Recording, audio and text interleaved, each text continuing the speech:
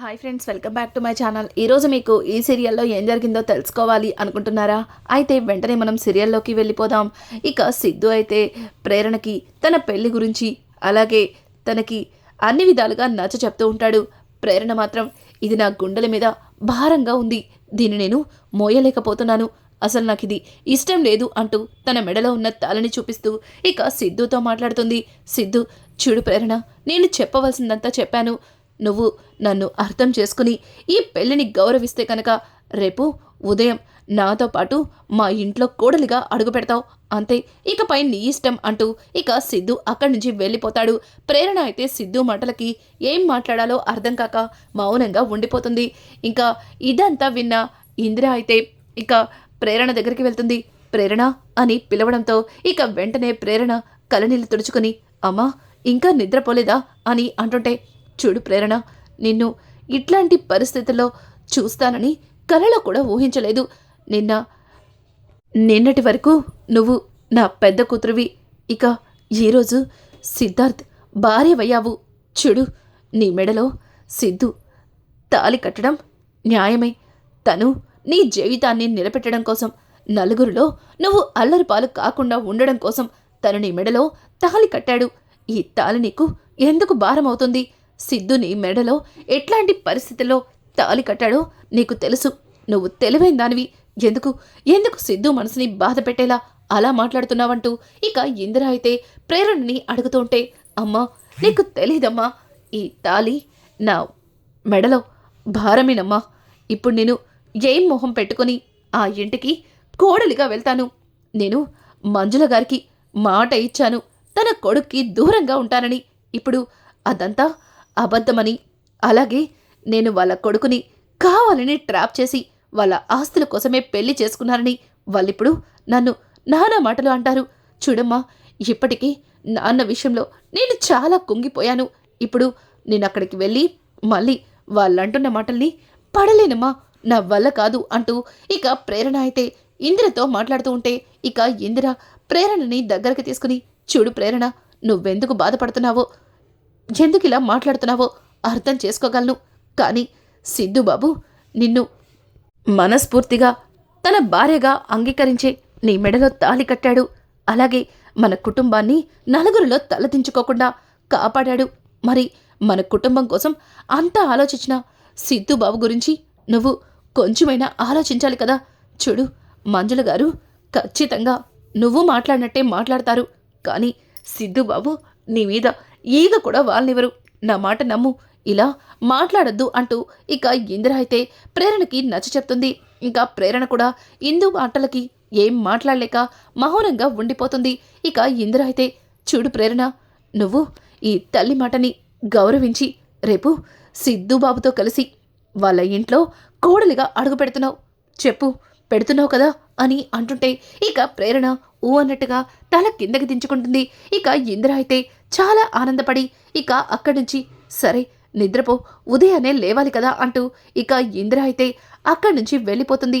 అలాగే ఆరు బయట ఉన్న సిద్ధు దగ్గరకొచ్చి, బాబు అని పిలవడంతో ఒక్కసారిగా సిద్ధు, రండి, ఇంకా నిద్రపోలేదా, ఇక్కడికొచ్చారు అని అంటుంటే, నేను నిద్రపోతాను కానీ నువ్వు ప్రేరణన్న మాటలకి బాధపడుతున్నావని నాకు అర్థమైంది అని అంటుంటే ఒక్కసారిగా సిద్ధు, అయ్యో అలా ఏం లేదా ఆంటీ, ప్రేరణ మాట్లాడిన దానిలో న్యాయం ఉంది.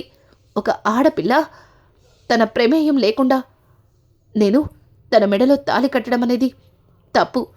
నేను తన గురించి ఆలోచించి ఇదంతా చేశాను, కానీ ఒక్క మాట తనతో చెప్పి చేసి ఉండాల్సింది. అప్పుడున్న పరిస్థితుల్లో తన మెడలో తాళి కట్టవలసి వచ్చింది. ప్రేరణ గురించి అలాగే మీ కుటుంబం గురించి అందరూ రకరకాలుగా మాట్లాడుతూ ఉంటే తట్టుకోలేకపోయాను. అందుకే అందరికీ బుద్ధి చెప్పడం కోసం, ముఖ్యంగా ఆ ఘనగాడి నోరు మూయించడం కోసం ప్రేరణ మెడలో తాళి కట్టాను. ఒక విధంగా నాది స్వార్థమే. ప్రేరణని ఇష్టపడ్డాను, తనని పెళ్లి చేసుకోవాలని ఆశపడ్డాను. ఆ దేవుడు తనని పెళ్లి చేసుకోవడం కోసం నాకు ఇట్లాంటి అవకాశం ఇచ్చాడేమో అని అనుకుని సంతోషంగా ప్రేరణ మెడలో తాళి కట్టాను. కానీ ప్రేరణ మనసుని మాత్రం అర్థం చేసుకోలేకపోయాను. తను అలా కోప్పడ్డంలో తప్పులేదు అంటూ ఇక సిద్ధు మాట్లాడుతూ ఉంటే, ఆ మాటలకి ఇందిర అయితే చాలా ఆనందపడుతూ, చూడు బాబు, నీలాంటి అర్థం చేసుకునే భర్త దొరకడం నిజంగా నా కూతురు ప్రేరణ అదృష్టం. నీతో పాటు ప్రేరణ జీవితాంతం సంతోషంగా ఉంటుందని నేను అనుకుంటున్నాను. రేపు ఉదయం ప్రేరణ మీతో పాటు మీ ఇంట్లో కోడలిగా అడుగు పెడుతుంది. నేను మాటిస్తున్నాను. దాని గురించి ఇలా ఆలోచించి బాధపడకండి, వెళ్ళి రెస్ట్ తీసుకోండి అంటూ ఇక ఇందిర అయితే ప్రేరణని తీసుకెళ్ళి సిద్ధుని తీసుకెళ్ళి ఇక తన గదిలో పడుకోబెడుతుంది. ఇక సిద్ధు కూడా ఇందిర మాటలకి సంతోషించి నిద్రపోతాడు. ఇక్కడ చూస్తే మంజుల అయితే కోపంతో రగిలిపోతుంది. ఇక విజయనంద్ అయితే, మంజు, ఆ గనగడన్న మాటలకి నీకాస్త కోపంగా ఉండొచ్చు, కానీ వాడన్న దానిలో తప్పేముంది చెప్పు. వాడు ఉన్నదే కదా చెప్పాడు. ఆ ప్రేరణ చాలా తెలివిగా ప్లాన్ చేసి మన సిద్ధు బాబుని పెళ్లి చేసేసుకుంది. ఇక మనం ఈ పెళ్లిని యాక్సెప్ట్ చేసి తీరాల్సిందే అని చెప్పి ఇక విజయనంద్ మాట్లాడుతుంటే దానికి మంజుల కోపంగా పైకి లేచి, చూడండి, ఈ పెళ్లిని ఎట్టి పరిస్థితుల్లో ఒప్పుకోను, అసలు దాన్ని నేను పెళ్ళే అనను అని అంటుంటే ఇక విజయనంద్ తన మనసులో, నేను కోరుకుంది కూడా అదే కదా. ఎక్కడ నువ్వు ఈ పెళ్లిని ఒప్పుకొని దాన్ని కోడలిగా అంగీకరిస్తే తర్వాత ఈ ఇంట్లో నేను అనుక్షణం భయపడుతూ ఉండాలి. ఇక ఆ ప్రేరణ ఈ ఇంట్లో నా బండారాలని బయట పెట్టేస్తుందేమోనని భయంతో చచ్చిపోవాలి అంటూ ఇక విజయనంద్ అయితే తన మనసులో అనుకుంటూ, చూడు మంజు, నువ్వన్నది నిజమే. ఆ ప్రేరణ ఎన్నటికీ ఈ ఇంటికి కోడలు కాలేదు. అయినా అటువంటి వ్యక్తి ఈ ఇంటికి కోడలిగా వస్తే మన పరువేం కావాలి. చూడు, రేపు ఉదయం ఖచ్చితంగా సిద్ధు ప్రేరణని తీసుకుని ఈ ఇంటికి వస్తాడు. అప్పుడు నువ్వు మాత్రం తనని కోడలిగా రానివ్వకు అంటూ ఇక విజయనంద్ మాట్లాడుతుంటే మంజు అయితే, చూడండి, ఏం చేయాలో నాకు బాగా తెలుసు. నేను ఇప్పుడు ఎవరి నిర్ణయాన్ని తీసుకునే స్థితిలో లేను అంటూ ఇక అక్కడి నుంచి మంజు వెళ్ళిపోతుంది. ఇక విజయనంద్ అయితే, మంజు ఏం ఆలోచిస్తుంది? నిజంగానే ఆ ప్రేరణని గుమ్మం బయట నుంచి అట్నుంచట్టే గెంటేస్తుందా, లేక లోపలికి రాణిస్తుందా? దానికి సిద్ధు ఏం చేస్తాడో అన్నట్టుగా ఇక విజయనంద్ ఆలోచిస్తుంటాడు. ఉదయాన్నే వీళ్ళందరూ అనుకుంటున్నట్టే ఇక ప్రేరణని తీసుకుని సిద్ధు అయితే ఇక ఇంటికైతే వస్తాడు. ఒక్కసారిగా గుమ్మం బయటున్న ప్రేరణని చూసి మంజుల అయితే, ఆగు అని గట్టిగా అరుస్తుంది. ఇక మంజుల వాళ్ళిద్దరినీ అలా చూసి కోపంగా అరిచేసరికి ఇక సిద్ధు అయితే, అమ్మా అది అని చెప్పి ఏదో చెప్పబోతుంటే, రేయ్, అమ్మాయిని తీసుకుని వచ్చేటప్పుడు అలా లోపలికి ఎలా వచ్చేస్తావు? హారతిచ్చి లోపలికి తీసుకురావాలి కదా అని చెప్పి ఇక సాహితి, హారతి తీసుకురా అంటూ తన కూతురుతో చెప్పడంతో ఇక సాహితి లోపలికెళ్ళి హారతి పళ్ళాన్ని తీసుకుని మంజుల చేతిలో పెడుతుంది. ఒక్కసారిగా విజయనంద్ అయితే ఇదంతా చూసి షాక్ అయిపోతాడు. మంజు, ఏం చేస్తున్నావు? ఆ ప్రేరణని కోడలిగా అంగీకరించి లోపలికి తీసుకొస్తున్నావా అని అంటుంటే, మీరుండండి అని అనుకుంటూ ఇక మంజుల అయితే అక్కడికి వెళ్ళి సిద్ధుకి అలాగే ప్రేరణకి హారతిచ్చి మరి లోపలికైతే తీసుకొస్తుంది. ఒక్కసారిగా ప్రేరణ అయితే షాక్ అవుతుంది. మంజుల ప్రవర్తన తనకి ఆశ్చర్యాన్ని కలిగిస్తుంది. ఎందుకంటే అసలు ప్రేరణ అంటే ఇష్టం లేని మంజుల ప్రేరణని కోడలిగా అంగీకరించి హారతిచ్చి మరి లోపలికి తీసుకురావడం అనేది ప్రేరణకి చాలా అంటే చాలా ఆశ్చర్యాన్ని కలిగిస్తుంది. ఇక సిద్ధు అయితే చాలా ఆనందపడతాడు. అమ్మా, నువ్వు ఈ పెళ్ళిని ఒప్పుకుంటావా లేదా అని చాలా అంటే చాలా భయపడ్డాను. కానీ నువ్వు ప్రేరణని నా భార్యగా, ఈ ఇంటి కోడలిగా అంగీకరించినందుకు నిజంగా నాకు చాలా సంతోషంగా ఉంది అంటూ ఇక సిద్ధు అయితే వాళ్ళమ్మ మంజులని హత్తుకుంటాడు. మంజుల అయితే, చూడు సిద్ధు, ఎన్ని రోజులు ప్రేరణని నీ నుంచి దూరంగా ఉండమన్నాను, కానీ నీ మనసుని తెలుసుకోలేకపోయాను. తన మీద నీకున్న ప్రేమని అర్థం చేసుకున్నాను. అందుకే ప్రేరణని ఈ ఇంటి కోడలిగా అంగీకరించాను. ఇక మీ ఇద్దరిని సంతోషంగా ఉండండి అంటూ ఇక మంజుల అయితే అక్కడి నుంచి తన గదిలోకి వెళ్ళిపోతుంది. వెళ్తూ సాహితి, వాళ్ళకి గది చూపించు అని చెప్పి ఇక వెళ్ళిపోతుంటే ఒక్కసారిగా విజయనంద్ అయితే షాక్ అయిపోతాడు. ఏంటి మంజు ఏంటి ఇలా ప్రవర్తిస్తుంది? అసలు మంజుకి ఏమైంది అనుకుంటూ ఇక మంజుల వెనక వెళ్తూ, మంజు, ఏం చేస్తున్నావు? ఆ ప్రేరణని నువ్వు కోడలిగా అంగీకరించడం ఏంటి? అసలు నువ్వేం చేస్తున్నావో నాకు అస్సలు అర్థం కావట్లేదు అని అంటుంటే ఇక మంజుల, ఎందుకు కంగారు పడతారు? నేను చేసిన దానిలో తప్పేముంది అంటే ఇక విజయనంద్ అయితే, అంటే నువ్వు ప్రేరణని కోడలిగా ఒప్పుకున్నావా అని అంటుంటే, ఒప్పుకున్నానని మీకెవరు చెప్పారు అని అడగడంతో, మరి నువ్వే కదా హారతిచ్చి మరి లోపలికి తీసుకొచ్చావు అని అంటుంటే, చూడండి నేనలా ప్రేరణని హారతిచ్చి లోపలికి తీసుకురాకపోతే నా కొడుకు నా నుంచి దూరం అవుతాడు. నేను చేసిన దానికి నా మీద కోపాన్ని పెంచుకుంటాడు. నేను అక్కర్లేదని ఆ ప్రేరణని తీసుకుని ఇంటి నుంచి వెళ్ళిపోతాడు. అలా జరగడం నాకిష్టం లేదు.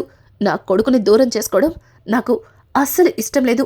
అందుకే అందుకే ఆ ప్రేరణే తనంతట తానుగా నేను ఇంట్లో ఉండను, ఈ ఇంటికి నేను సరైన కోడల్ని కాదు అని చెప్పి ఇంటి నుంచి పారిపోయేలా చేస్తా అంటూ ఇక మంజుల మాట్లాడుతూ ఉంటే ఒక్కసారిగా జయనంద్ అయితే తెగ సంబరపడిపోతాడు. ఏంటి మంజులలో కూడా ఇలా విలన్ క్యారెక్టర్ ఉందా? అసలు నిజంగా చూస్తుంటే ఆశ్చర్యంగా ఉంది. ప్రేరణని కోడలిగా అంగీకరించకుండానే తనని లోపలికి పిలిచింది. పైగా తనంతట తానుగా ఇంటి నుంచి పారిపోయేలా చేస్తానంటుంది. అసలు మంజుల ఇలా మారిపోతుందని అస్సలు అనుకోలేదు.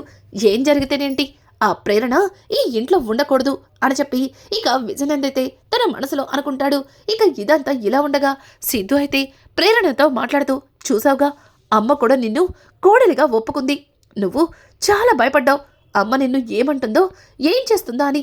నువ్వే కాదు నేను కూడా భయపడ్డాను. కానీ అమ్మ అంత ఈజీగా ఒప్పుకుంటుందని అస్సలు అనుకోలేదు. అమ్మ నా మనసుని అర్థం చేసుకుంది. అందుకే నిన్ను కోడలిగా అంగీకరించింది అంటూ ఇక సిద్ధు అయితే ప్రేరణ దగ్గరగా వెళ్తుంటే ఒక్కసారిగా ప్రేరణ కోపంగా సిద్ధు వైపు చూస్తుంది. ఇక సిద్ధు ఓకే అర్థమైంది అన్నట్టుగా ఇక అక్కడి నుంచి వెళ్ళిపోతాడు. ఇక ప్రేరణ అయితే మంజుల గారు నన్ను కోడలిగా అంగీకరించారు, ఇదంతా నిజమేనా అన్నట్టుగా ఇక ప్రేరణ అయితే ఆలోచనలో పడుతుంది.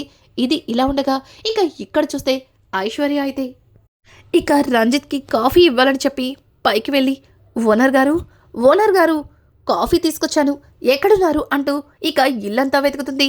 ఇక రంజిత్ అయితే ఎక్కడ కనిపించడు. రంజిత్ అలా కనిపించకపోవడంతో ఈ ఓనర్ గారికి అస్సలు భయం లేదు. కాఫీ అడిగి ఇప్పుడు కనిపించకుండా ఎక్కడికి వెళ్ళిపోయారు, అడిగిన సంగతి మర్చిపోయినట్టున్నాడు, మతిమరుపు మాలోకం అని అనుకుంటూ ఇక ఐశ్వర్య అయితే ఆ కాఫీని తనే తాగేయాలి అంటూ ఇక కప్పుని తాగబోతూ ఒక్కసారిగా వెనక్కి తిరిగి చూసేసరికి ఇక రంజిత్ కనిపిస్తాడు. రంజిత్ ఏంటి కనిపించకపోయేసరికి ఏకంగా తెగ తిట్టేస్తున్నావు అంటూ ఇక రంజిత్ అయితే ఐషుని అడుగుతుంటే, ఐషు మరి కాదా కాఫీ అడిగారు తెచ్చేలోపే ఎక్కడికి పారిపోయారు, అయినా మీకు అంత మతిమరిపేంటి అంటూ ఐశ్వర్య అయితే లొడలొడ వాగుతుంది. అబ్బా నీ గోలాపి ఆ కాఫీ ఇవ్వు చల్లారిపోతుంది అంటూ ఇక రంజిత్ అయితే ఐశ్వర్య చేతిలో కాఫీని తీసుకుని ఇంకా అక్కడి నుంచి లోపలికి వెళ్ళబోతుంటే ఒక్కసారిగా ఐషు హలో బావగారు, ఆ కాఫీ తాగిన తర్వాత కప్పుని నాకు ఇవ్వాలన్న సంగతి మర్చిపోయినట్టున్నారు అని అంటుంటే ఒక్కసారిగా రంజిత్ షాక్ అవుతూ వెనక్కి తిరిగి చూస్తాడు. ఇక ఐషు అయితే ఏంటి అలా చూస్తున్నారు, నువ్వే కదా చెప్పావు మా నాన్న మీ అమ్మకి తమ్ముడని, మరి మీ అమ్మ నాకు అత్తయ్య అయినప్పుడు నువ్వు బావే అవుతావు కదా, అయినా ఓనర్ గారు అని ఎంత ఇల్లిస్తే మాత్రం అలా పిలిపించుకోవాలా ఏంటి, చూడండి ఈ రోజు నుంచి నేను మిమ్మల్ని బావా అని పిలుస్తాను అంటూ ఇక ఐషు అయితే రంజిత్ని బావా అని సరదాగా ఆట పట్టిస్తుంది. రంజిత్ అయితే మొదటిసారిగా ఐశ్వర్య తనని బావా అని పిలవడంతో ఇక రంజిత్ ఐశ్వర్యని ప్రేమగా చూస్తాడు. రానున్న ఎపిసోడ్స్లో ఇక రంజిత్ అలాగే ఐశ్వర్య మధ్యలో ప్రేమ ఎలా చిగురించిపోతుంది, అలాగే ప్రేరణ సిద్ధుని క్షమించి తనని భర్తగా అంగీకరిస్తుందా, ఇక మంజుల అయితే ప్రేరణ మంచితనాన్ని తెలుసుకుని తనని కొడలిగా హత్తుకుంటుందా, ఇంకా ఘనా విషయంలో తన తండ్రి రాజశేఖరం ఏం చెయ్యబోతున్నాడు, ఎలాంటి ట్విస్ట్ ఇవ్వబోతున్నాడు, ఇట్లాంటి లేటెస్ట్ ఎపిసోడ్స్ మీకు మరిన్ని కావాలి అనుకుంటే మా ఛానల్ని సబ్స్క్రైబ్ చేసుకోవడం మాత్రం మర్చిపోకండి. Thanks for watching. Hi friends, welcome back to my channel. ఈరోజు మీకు